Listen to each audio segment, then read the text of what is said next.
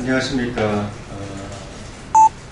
국회 미래창조과학방송통신위원회 새누리당 간사 조혜진 의원입니다.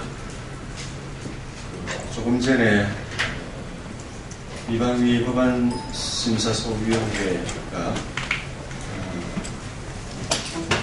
의결 문제력 방호방제법 의결을 하지 못하고 청회가 되었기 때문에 기자 여러분께 상황을 설명을 드리기 위해서 왔습니다. 지난주 금요일부터 주말까지 야당 측에 원자력 방호방제법 통과에 협조 부탁을 여러 차례 드렸는데 일요일 저녁 시각으로 협조할 수 없다는 통보를 받고 월요일에 최경환 원내대표께서 강창희 국회의장 중재로 여당의 전병환 원내대표를 만나서 원자력 방호방제법 처리 협조 문제를 논의하고 또 이후에 양 원내대표만 따로 만나서 협의를 했으나 의결에 대한 동의를 얻지 못한 상태에서 끝났습니다. 어제 제가 또 여당 간사께 며칠 안 남은 일정을 감안해서 동법의 처리 협조를 다시 한번 부탁을 드렸는데 어렵다는 답변을 듣고 그러면 소위라도 열어서 이 문제를 좀 논의를 해보자고 해서 의견 접근을 이뤄보자고 제의를 했습니다만 회의도 할 수 없다고 답을 들었습니다. 다음 주 월화 해관부 정상회의가 이제 며칠 안 남은 상황이어서 우리 여당은 여당대로 논의의 장을 열어놓고 야당을 기다리면서 법안 처리를 위해서 노력해야 하기 때문에 야당 의원들께서 회의에 참석이 어렵다면 여당 의원들만이라도 회의를 열어가지고 논의를 하겠다고 했는데 여당 간사께서는 여당의 동의 없이 여당이 회의를 여는 것은 동의할 수 없다고 답변을 했습니다. 오늘 아침에도 오전에도 똑같은 협의와 부탁을 드리고 역시 또 똑같은 답변을 반복해서 들었습니다.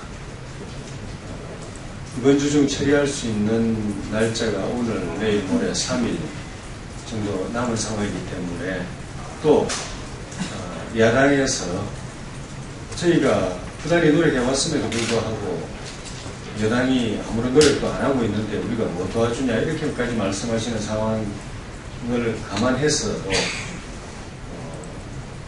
처리를 위해서 회의를 열고 의결까지 가도록 더 노력해야 될 책무가 저희한테 있었기 때문에 오늘 오후 2시에 법안심사소위를 열었습니다.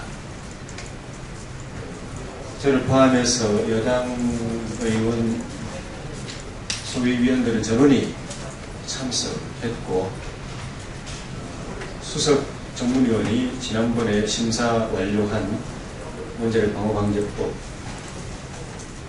내용을 설명을 보고를 했습니다.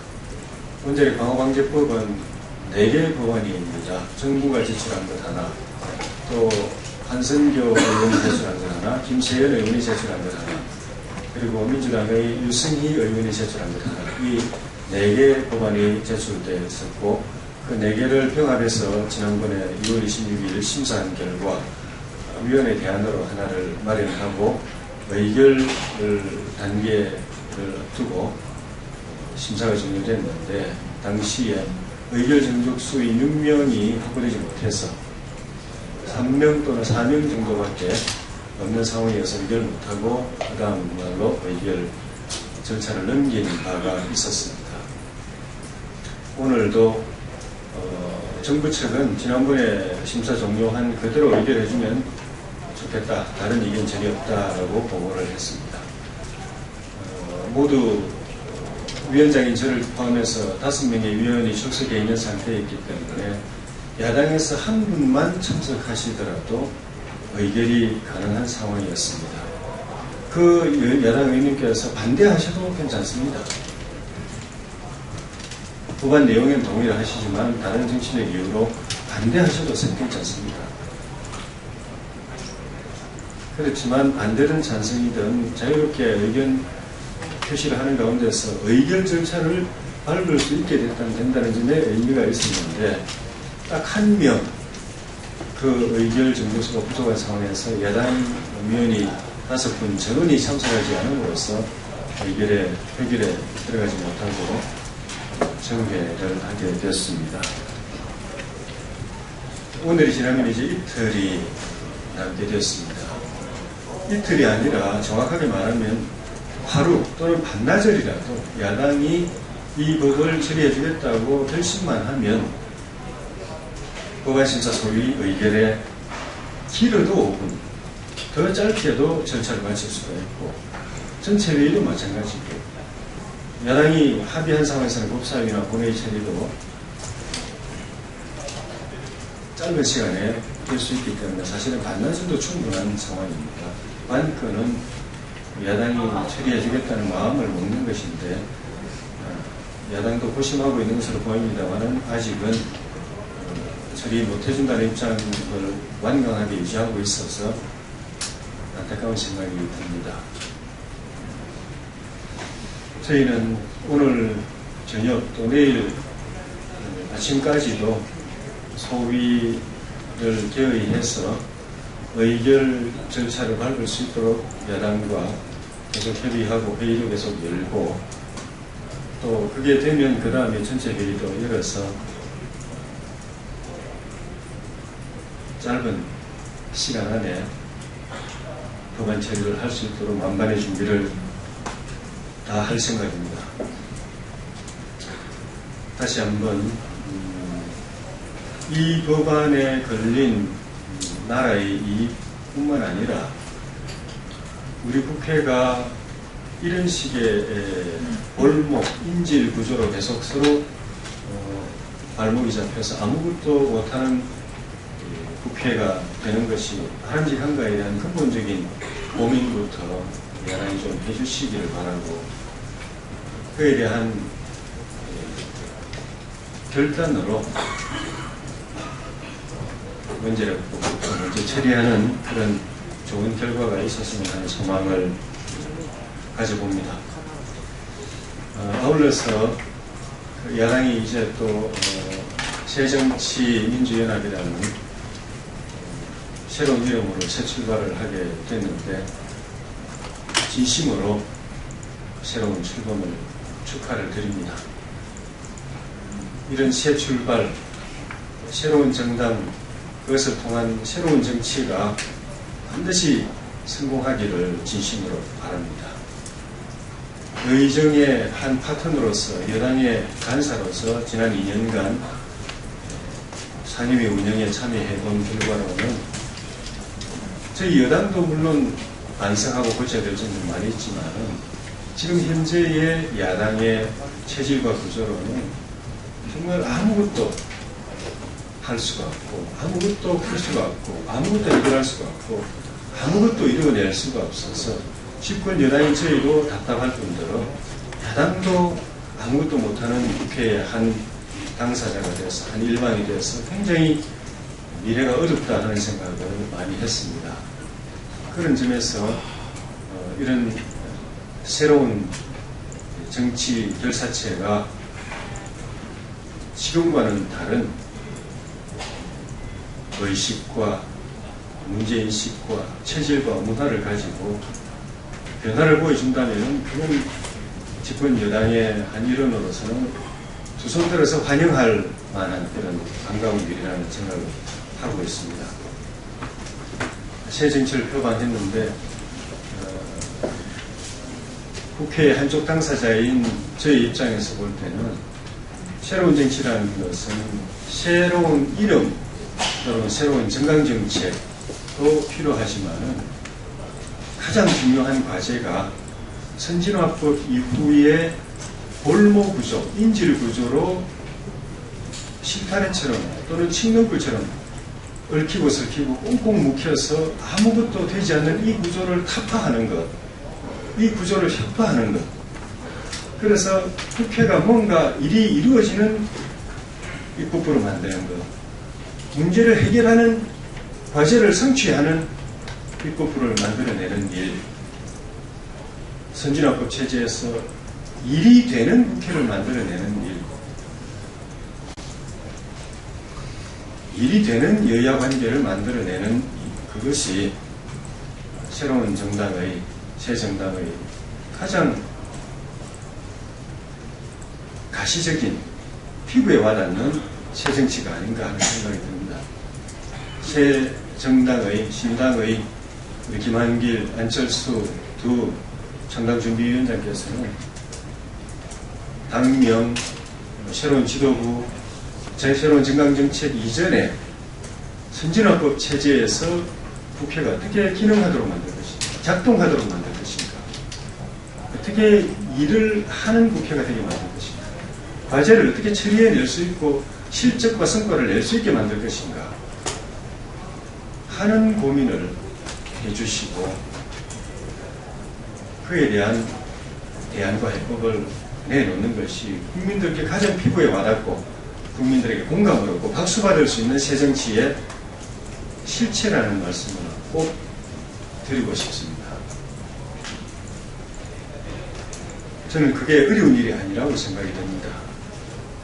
국민의 상식에서 보면 간단합니다.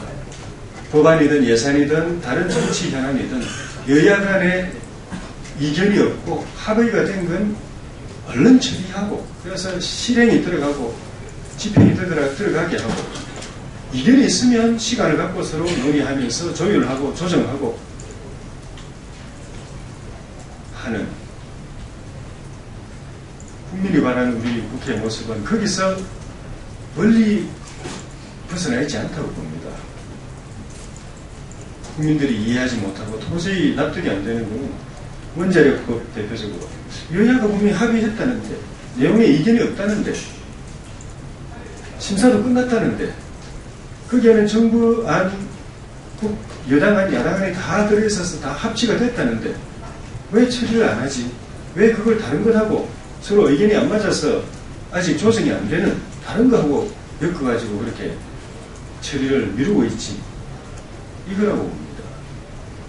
그런 국민의 상식의 눈높이로 돌아와서 국회를 운영하고 상임위를 운영하고 법안 소위를 운영하도록 만드는 거, 그거 하시면 신당 박수 받을 겁니다. 그런 신당은 저희 여당도 반갑고 환영할 만합니다. 두 김한길, 안철수 두 신당의 지도자께서 멀리 수상적으로 고민하지 마시고 국민들 얼마나 걱정 많이 하십니까? 그리고 얼마나 이해가 안 되고 답답해 하십니까? 원자력 방호방제법 이게 선례다 생각하시고 여러 가지 복잡한 정치적 이해관계에 얽혀 있지만 이 법안 나라의 이익과 관련된 법안이다. 그리고 여당 법안, 야당 법안, 정부 법안 다 합친 거다. 내용에 이견 없다. 그러면 처리해준다. 한번 해보십시오. 국민이 박수 치실 거라는 거 제가 장담할 수 있습니다.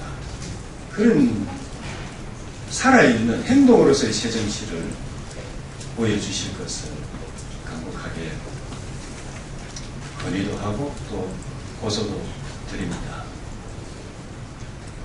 내일은 오늘 밤사이에 여야 간의 협의와 야당 미방위 법안소위 의원님들, 미방위 소속 의원님들, 야당 세당의 신당의 지도부가 고심하셔서 내일은 국민의 마음을, 답답한 마음을 뚫어주고 걱정을 씻어드리는 시원한 소식이, 반가운 소식이 꼭 있을 걸 기대하면서 저희가 더욱더 노력하겠습니다. 이상입니다.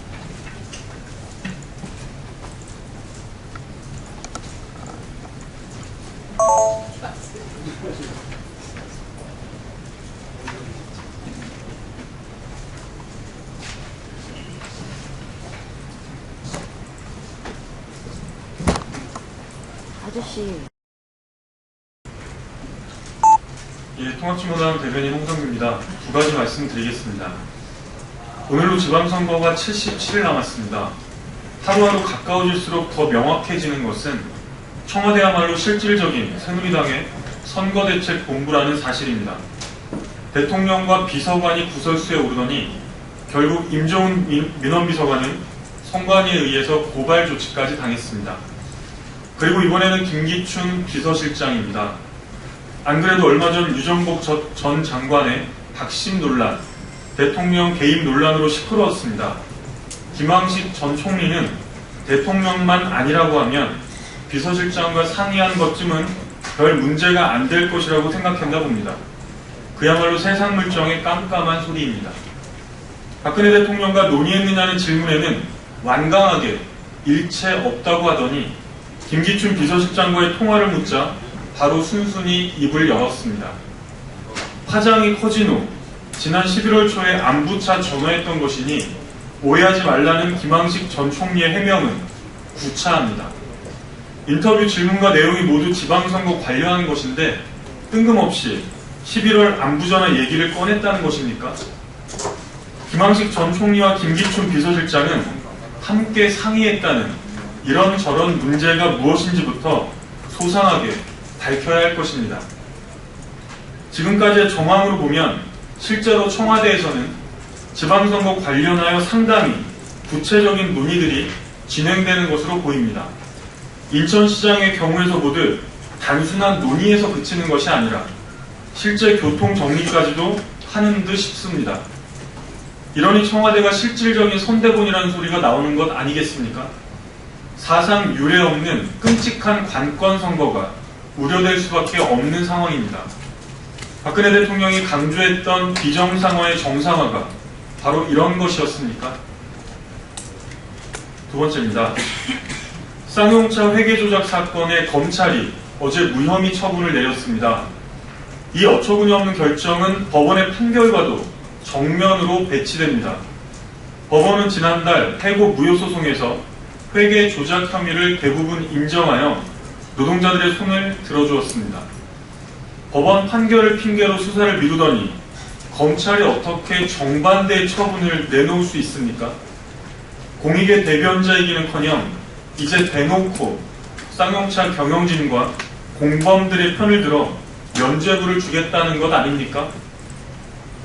게다가 이 회계 조작은 노동자 2,046명을 해고하는 근거가 되었으며 이후 24분의 안타까운 죽음으로까지 이어졌습니다.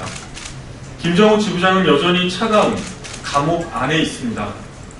헌법적 가치에는 아랑곳 없이 오직 자본과 권력에 철저한 문지기로 전락한 검찰을 강력히 규탄합니다. 최근 쌍용차 손배소 47억 원을 사회적으로 마련하자는 4만 7천 원의 기적에 국민들의 자발적인 참여가 줄을 이어서 성공적으로 1차 모금이 완료되었습니다. 이것이 바로 검찰이 똑똑히 보아야 할 민심이고 정의입니다. 파렴치한 범죄에 대한 무혐의 처분을 즉각 철회해야 합니다. 이상입니다.